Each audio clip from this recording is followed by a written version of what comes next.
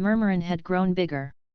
A month after Moore's army and Vainqueur's guests devastated it, leaving no stone unturned, the village had grown unrecognizable. Murmurin had not only risen from its ashes but grown into a decent, if chaotic city. With tribes of monsters moving in for the promise of steady food, overplanar visitors setting shop, and undead looking for a place where they could live undisturbed, the population had reached 8,000. The fields and sheep pens, originally created to accommodate Vainqueur's guests, could now sustain a large population, and Moore's fall had only encouraged locals to get closer to the new ruler of Ishvania. As he flew over the city with his great wings, Victor could only marvel at the difficulties this population boom caused. Everywhere he could see new buildings and houses under construction, with kobolds, gnolls, goblins, and other creatures cooperating to build them. Angels and fiends had each claimed a district next to the other, and he caught sight of two of these rival species harass a gnoll to sell him an afterlife service. The Kobold Rangers had to break 3 of these rivalries, which turned violent this week. Neither did the newcomers always get along.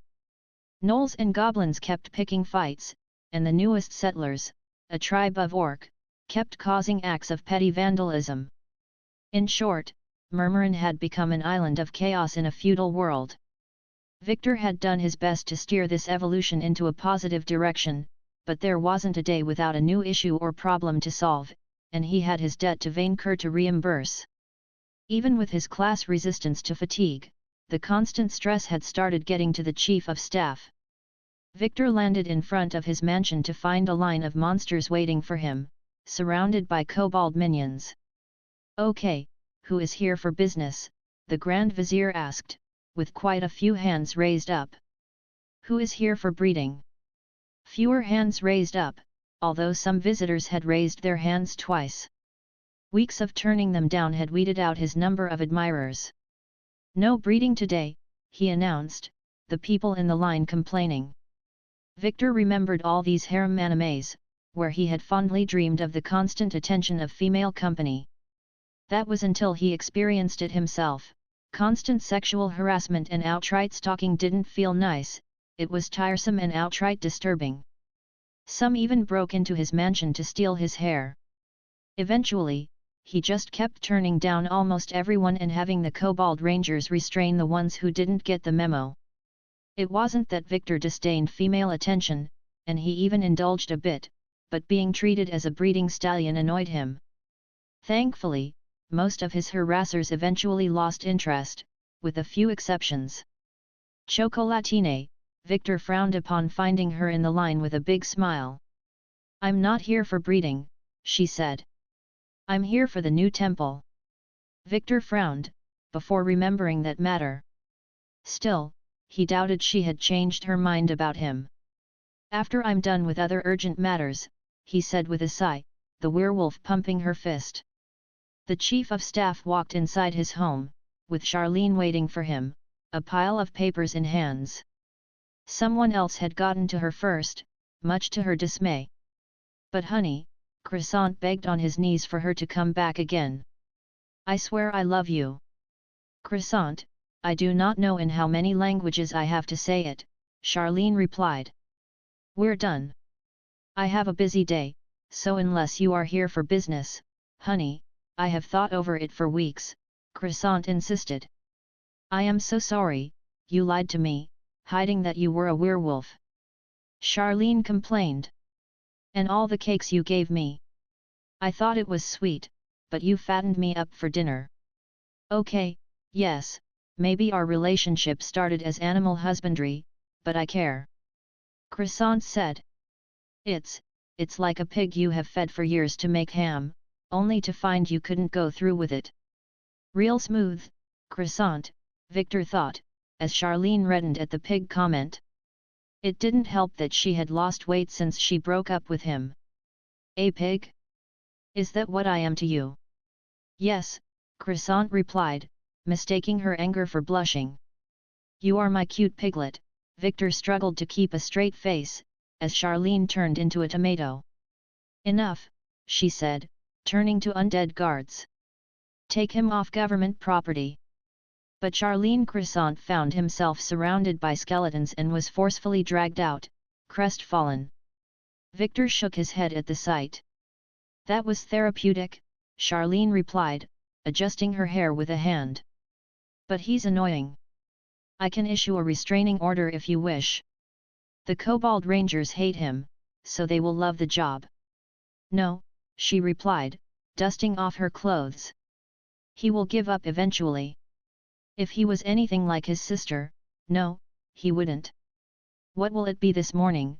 He asked, as Charlene handed him a pile of paper bigger than yesterday's one. The Universal Minion Deathcare Project, the new Shared Temple Project, legalizing murder. Victor almost choked. Or waste disposal, if you want to sound politically correct, Charlene replied, taking this with more stoicism than him. With the Angel-Demon price war, Save Our Youth sensed an opportunity in lobbies to open an official assassin guild. I do not sleep enough to deal with this madness, Victor replied with a sigh. I know, she replied with a knowing smile. Next, there is the quest you wanted to tackle in Bayron. Kia also sent a message saying that Moria is more or less pacified, and Barnabas has been introduced to the new Agarthan Smiths. He said they will deliver new magical items next week. Put the temple last on the agenda, Victor decided since Chocolatine would attend. Vainqueur wants to leave tomorrow, so let's deal with the quest first. She pointed at a paper in her pile, Victor reading it.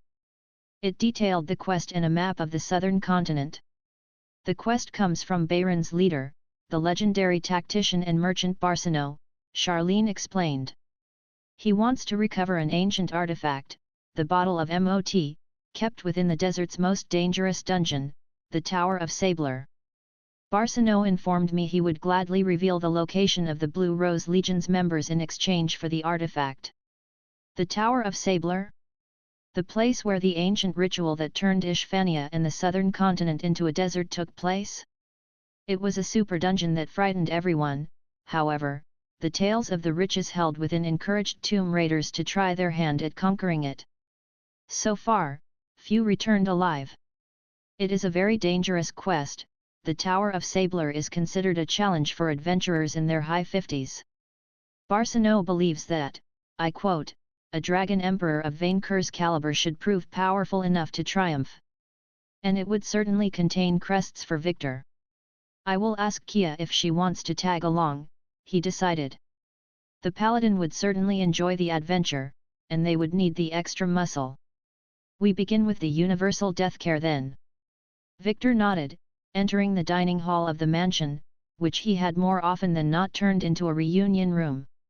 Ghostly will-o-wisps provided additional light, and skeleton servants polished a large, rounded table with handkerchiefs. The chief of staff sat, and observed as Charlene invited Malphite, Meal, and Jules into the room. Since she couldn't rely on the usual guild fee, Charlene had to more or less depend on both Gardy Magni and V&V's donations to maintain her chapter. Eventually, confronted with the challenge of building an administration for the city, Victor settled on employing her part-time as an assistant. His own chief of staff. Instead of stressing out, being put in charge of the city's administration improved her mood a lot. Victor guessed she had stagnated at Valbon, and being promoted to city administrator helped with her self-esteem. She was actually a nice person to hang out with, when not stressed out and annoyed. Of course, Victor also worked on her in other ways. Dead and fiendish gentleman, angel lady, Victor welcomed the group, as they sat around the table. I gathered you to officiate the new Minion Deathcare project. Before we begin, I want to say that I love the name, Victor, Jules said, the most enthusiastic of the three about the idea.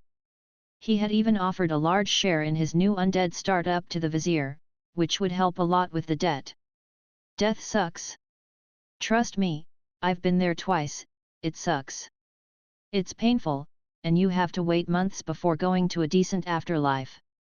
Which Victor wasn't even sure was that good. So I've been thinking, we can make sentient undead cheaply. Since many minions of V&V die in the line of duty, I think our guild should owe them something for their service. Hence my idea, VNV minions can have their own undeath pension plan, allowing them to be raised as undead after death. I was against the idea of creating sentient undead for labor, but the idea of making necromancy a societal institution won me and the Church of Camilla over, Jules added. The minions' individual contribution will determine what kind of undead we can raise them as. I suggest Lickitum for the most deserving, Furubin said from within Victor's scythe, startling the chief of staff.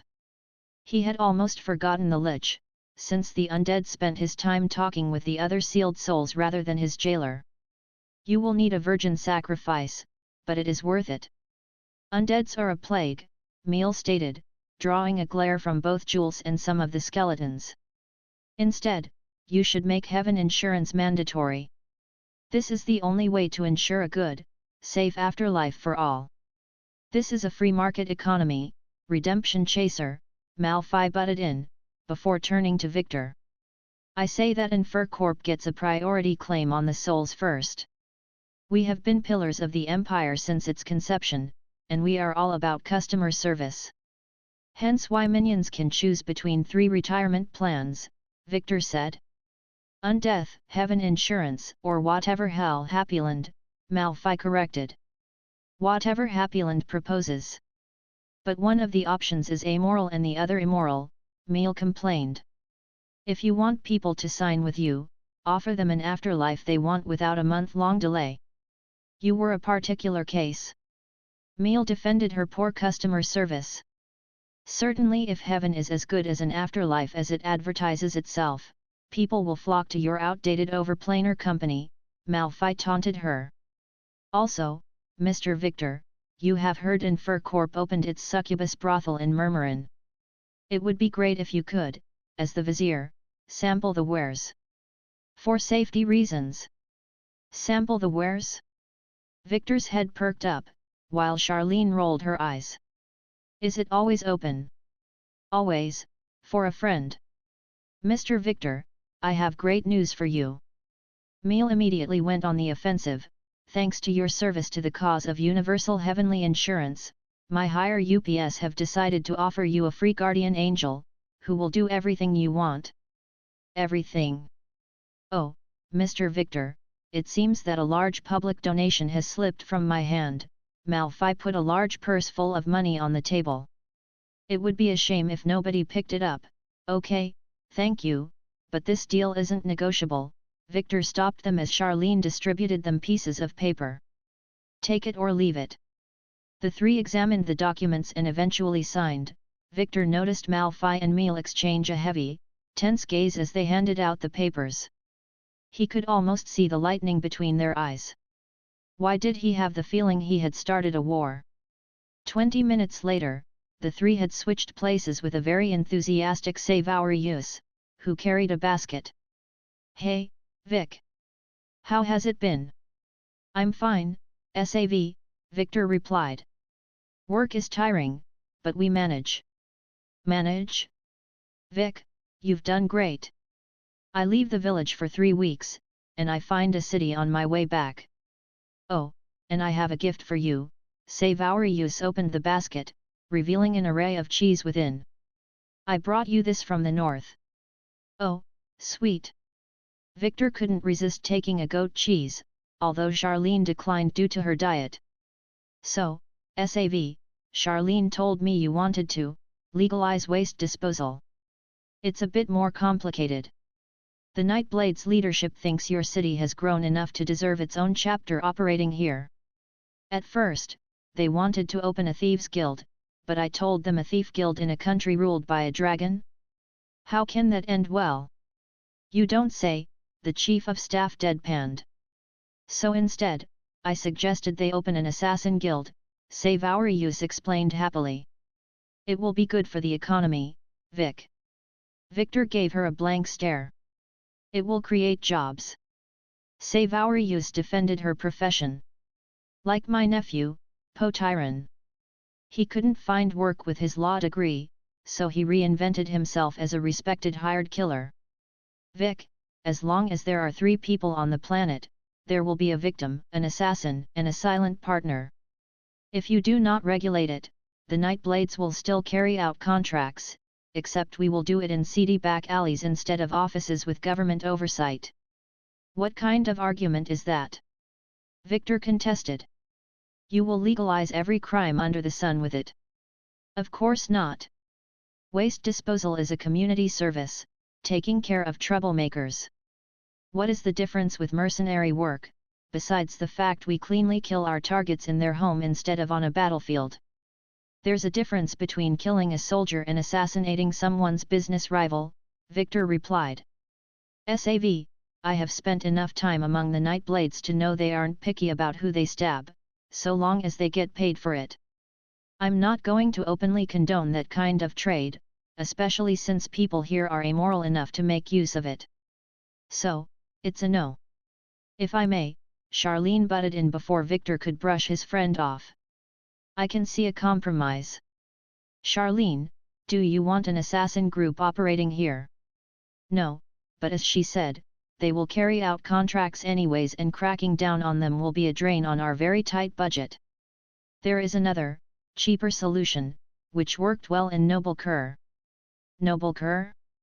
The stronghold of the Nightblades Syndicate? Victor saw where this led before Charlene made her case. Nobody leaves the Nightblades, the guild manager said, save Aurius nodding. Since Victor was part of the syndicate, he could be made the head of the local chapter. Yes, save Aurius agreeing. I was going to suggest it. As the crime lord of the local chapter, Vic, you will have a finger in every pie, and you will be the one to approve the hits or not. The perfect union of crime and government. Was Victor the only one seeing a problem with this? So, you will want me to legalize an assassin guild, by making me its head. Vic, what kind of empire does not have a shadowy assassin arm to complement its monstrous army? When she put it this way, Victor decided to stall for time. I will consider it, but I'm not making a decision today. That isn't a no, save Aurius rejoiced. I cannot wait to show you the tricks of the trade. It will be just like old times. Victor sighed and sent her out of the room. Charlene, how many jobs do I have? He asked his own chief of staff, before realizing save Aurius had stolen Malphai's bribe without anyone noticing.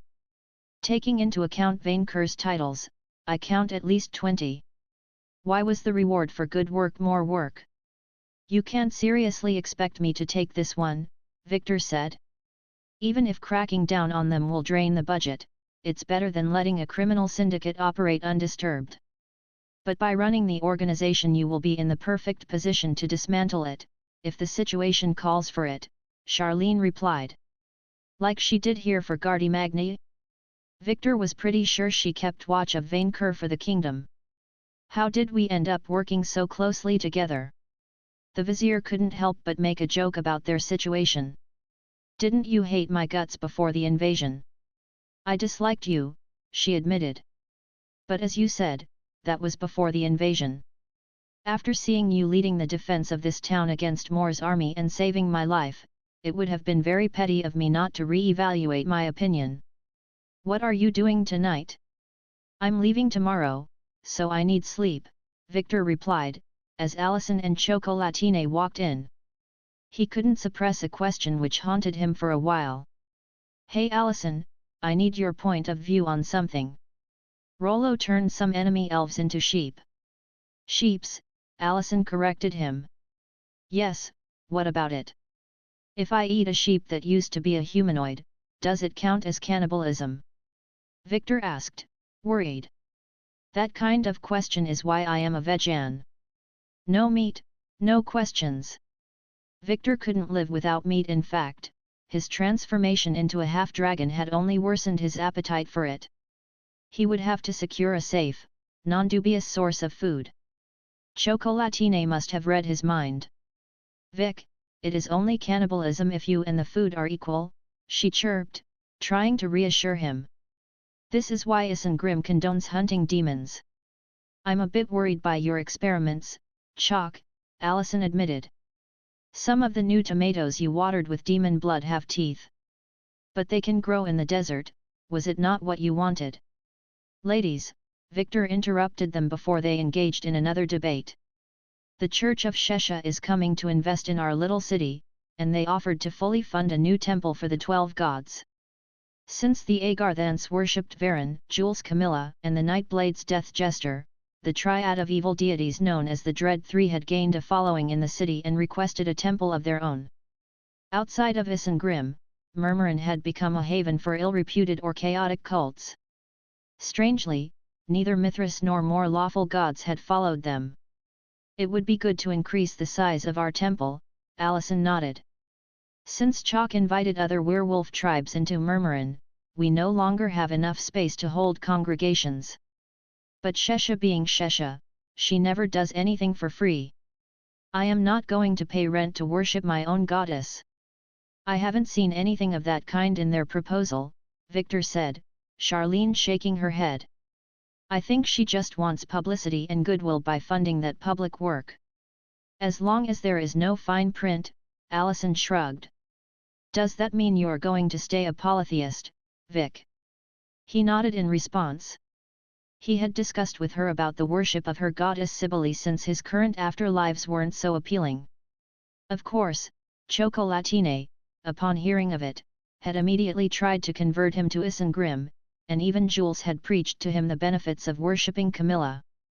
Since he had been marked by 3 gods already, with one of the cults treating him as a prophet, and to stop everyone's nagging, Victor had settled on shunning everyone equally.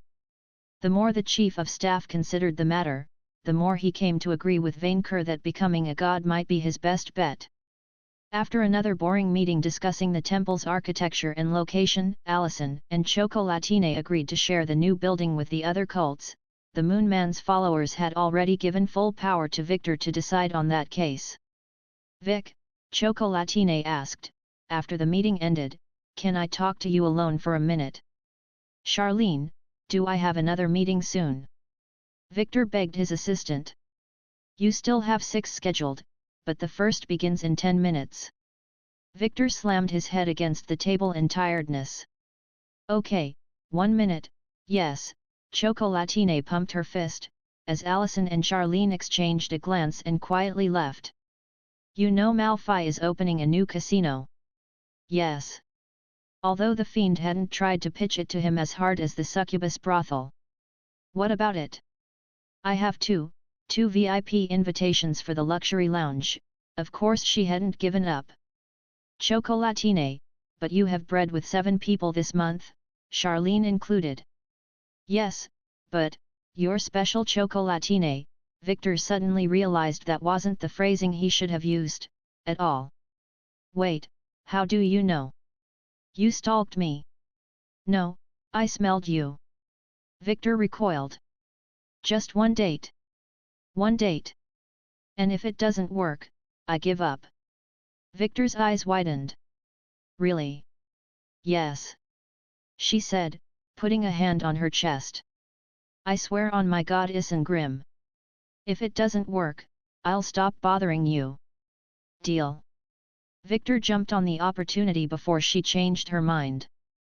Finally, an exit was in sight. Just 1 date, and it would be over.